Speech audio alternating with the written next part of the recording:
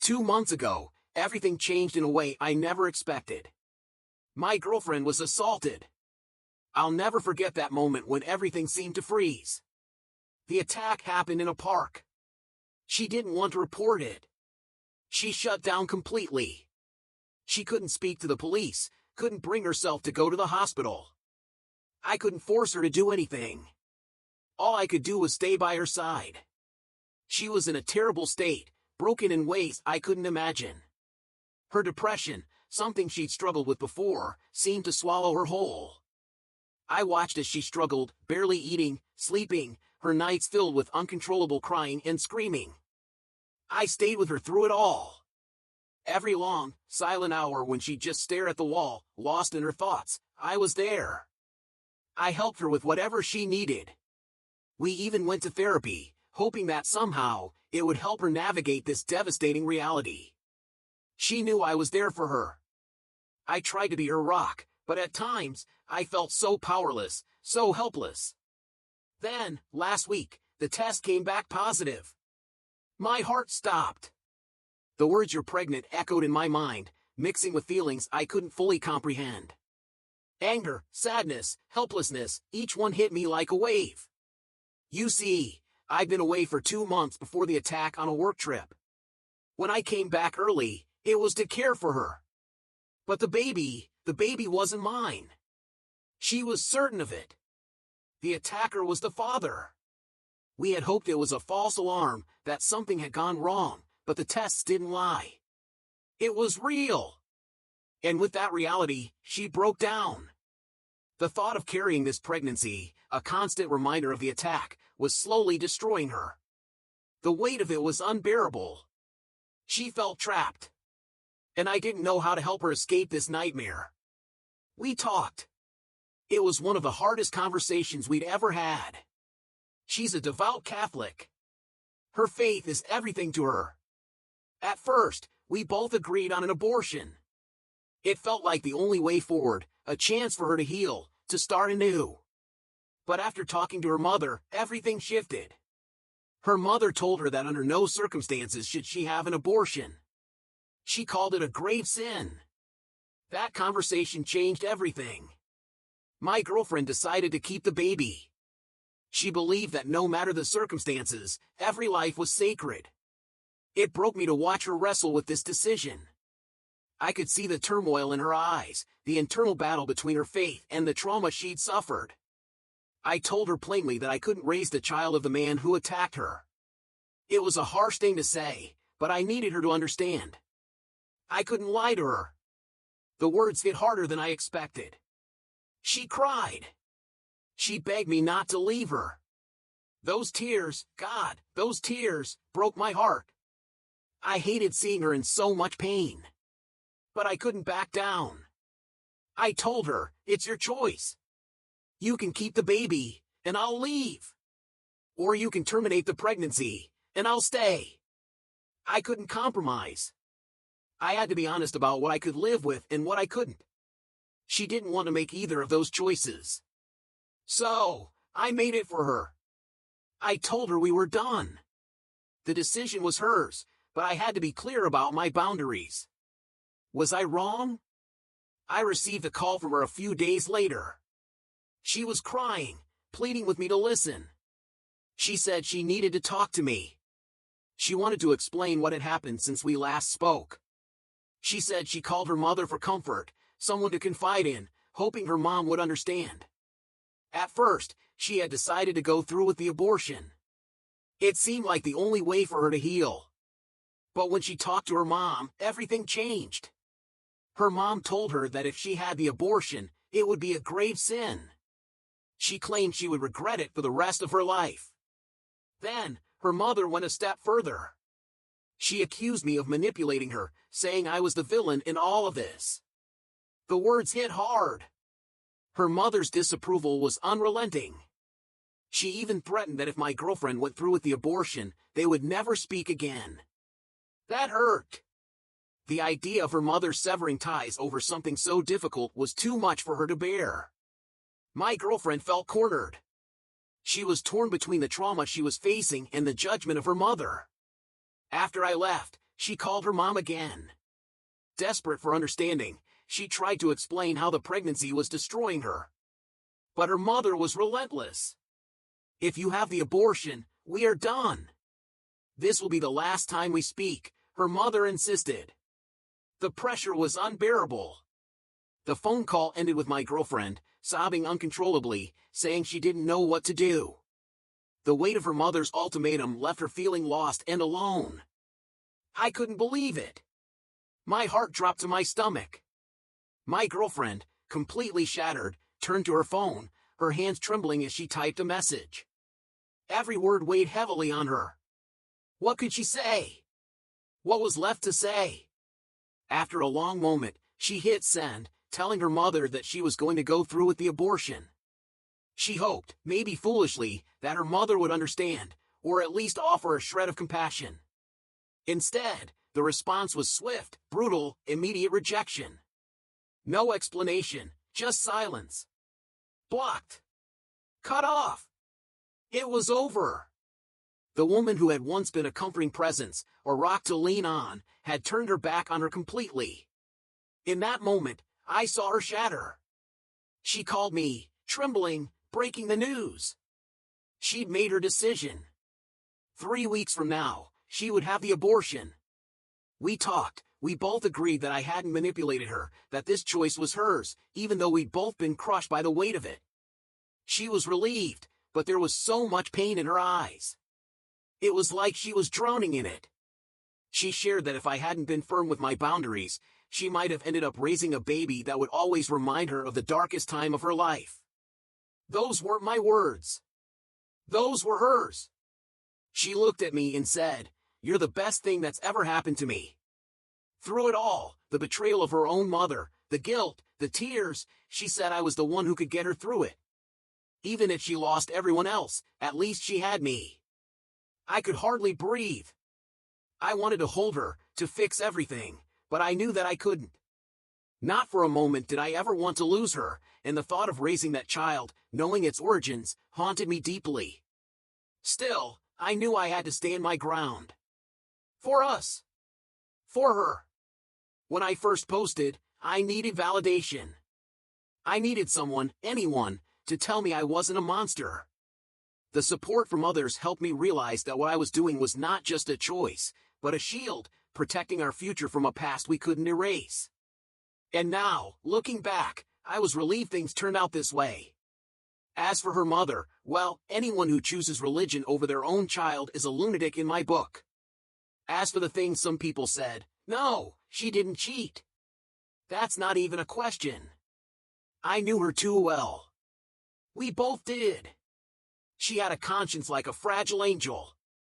We talked about it, and we both knew the truth. Her roommate took photos of her the night she came home. It wasn't some twisted rough sex scenario, like some people suggested. It was violence. Real violence. And as for what happened next, Saturday came, and I was just sitting there, when I heard the knock. 2 police officers stood in the doorway, and my stomach lurched. I didn't know what to expect, but the anxiety hit me like a tidal wave. They asked if I was me, and my heart skipped a beat. I couldn't even think clearly. Then they asked for her. I called out to my girlfriend, and when she appeared, I saw it in her face. Her eyes were wide with fear, her face drained of color. My stomach twisted in knots. The officer led her away, and one took me into the bedroom. Questions, questions, endless questions. How long had she been here? Who had she been talking to? Had she left the house? Everything felt like an interrogation, every word dripping with suspicion. I kept answering, my frustration building, but I knew I had to stay calm. After a while, I asked what this was all about. He only said they'd received a report to check on her. The anxiety surged again. Who would make such a report? Why? When I asked who had filed it, he just shook his head, refusing to answer. I felt like I was sinking into quicksand, the situation slipping out of my control. Eventually, they left. I thought the worst was over. But the second the door closed behind them, my girlfriend broke down. She told me everything. The officers had asked her if she was in danger, if I was hurting her. They even asked if she was being held against her will. Of course, she said no, but the damage was done. She felt violated, helpless. But then came the gut punch, the real reason behind it all. Her mother had called the police. She was the one who had claimed that my girlfriend might be in danger, that I might be abusive. The realization hit me like a thunderclap, leaving me breathless, enraged, and helpless all at once. The accusation hit me like a punch to the gut. I stood there, frozen, unable to comprehend the words that had just come from her mouth. My own mother-in-law, her own mother, had crossed a line so unforgivable, so vile, that it felt like a complete betrayal. She was trying to use the police, trying to rip us apart in a way I couldn't fathom. My anger swelled inside me, an uncontrollable, searing fire. How could she do this? How could she manipulate everything she possibly could to come between us? My girlfriend, caught in the crossfire, was devastated. She was torn, her love and loyalty to her mother battling against the undeniable truth of what was happening. The moment she told me, rage consumed me. I was livid. How dare her mother accuse me of something so horrific? And to drag the police into it? To use them as pawns in this disgusting game? No! This wasn't something I was going to stand by and let happen. I immediately decided that I was going to press charges. I didn't even care about the specifics, harassment, anything. I just needed her to be held accountable for trying to destroy our lives. But my girlfriend's face told another story. Her eyes were wide, tears already streaming down her face. She was torn between the woman who gave her life and the man she loved, caught in a battle that no one should ever have to face. She begged me to let it go, to wait for her mother to calm down, to believe that this would all pass. But how could I?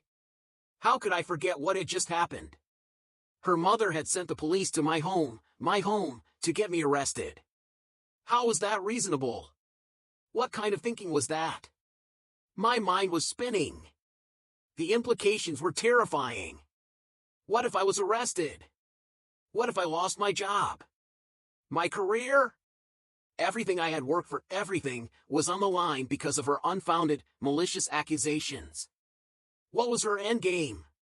Was she really trying to destroy everything, my life, our relationship, just like that? It felt as though the ground beneath me was crumbling. I could feel the weight of it all pressing on me, threatening to push me to the edge. I told my girlfriend that if her mother ever pulled something like this again, I would press charges, no question. This wasn't something I was willing to let go.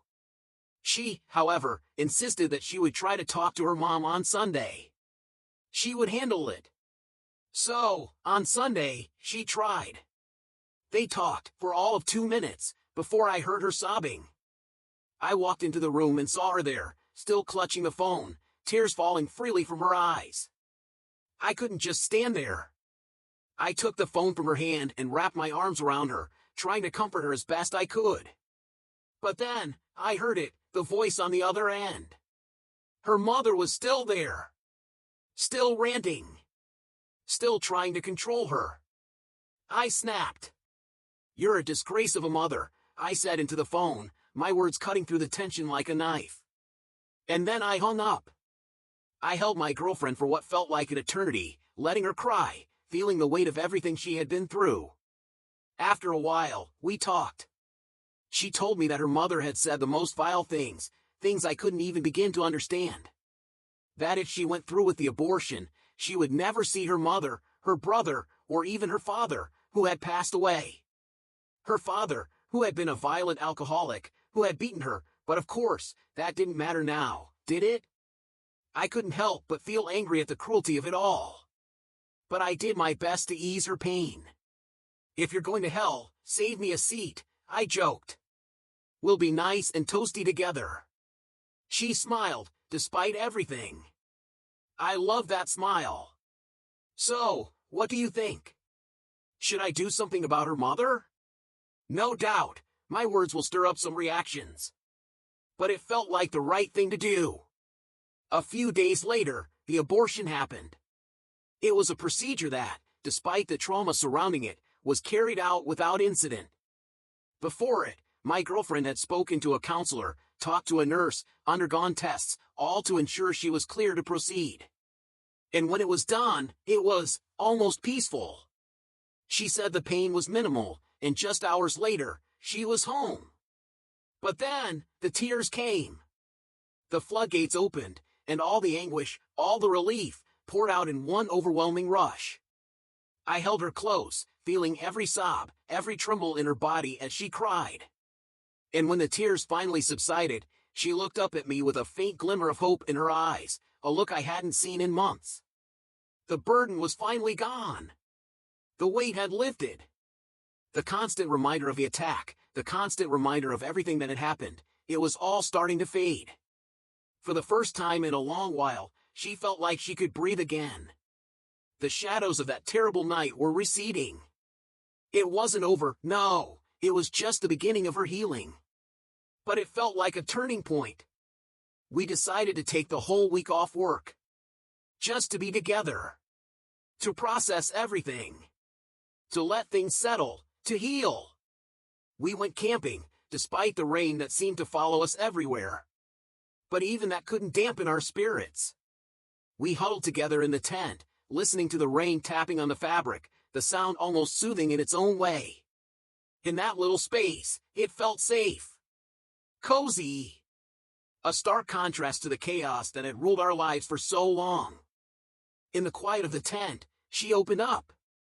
She told me how hard life had been. How there were moments when she thought she couldn't go on.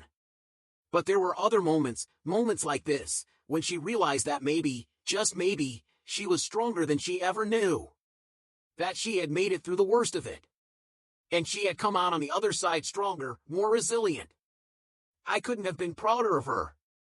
Her strength was nothing short of amazing. And even though we knew challenges still lay ahead, in that moment, I felt like we could face anything together. Because that's what we were in this together. Then, the phone rang. Her mother. We had agreed either hang up, or pass the phone to me. That's how we'd been handling it, to shield her from any more emotional manipulation. But this time, she answered. I saw her freeze, the panic setting in as she heard her mother's voice on the other end. She handed me the phone without a word, and I took it. Her mother immediately demanded to know if the abortion had been carried out. I told her it had. And that's when she snapped. She unleashed a tirade of curses, venom dripping from every word. I stood there, listening, amused by the absurdity of it all. I let her talk for a minute, then calmly said, "How Jesus of you," and hung up.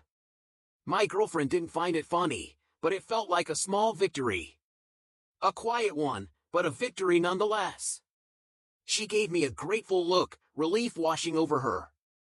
We knew her mother wouldn't take the news well, but standing up to her, in that moment, felt like we had reclaimed a little piece of our power.